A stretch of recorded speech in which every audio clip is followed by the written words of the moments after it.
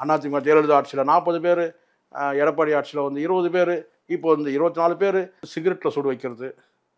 அதுக்கப்புறம் வந்து கேட்டிங்கன்னா வந்து இந்த நெஞ்சு பகுதியில் வந்து ஆழமான வந்து ஒரு ஒரு ராடு மாதிரி வச்சு இங்கே குத்துறது.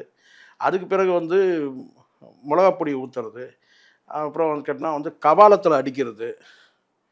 ஸோ அதாவது ஒரு மனுஷன் வந்து இப்படியெல்லாம் அடித்தா இறந்துருவான்றது கன்ஃபார்மாக தெரிஞ்சே செஞ்சுருக்கிறாங்க. காவல் நிலையமே அவங்களுடைய சொன்ன புகாரை வந்து கண்டுக்காத போது ஒரு தனிப்படையை போட்டு அன்ஆத்தரைஸ்டாக கொண்டு போயிட்டு அவனை வந்து ஒரு ரூமை வந்து ஒரு குறிப்பிட்ட அறையில் வச்சு அடித்து துன்புறுத்தி இவ்வளோ எதுக்கு பண்ணியிருக்கிறாங்க. குற்ற உணர்வோ அல்லது பரிதாப உணர்வோ அவங்க முகத்தில் இல்லவே இல்லை.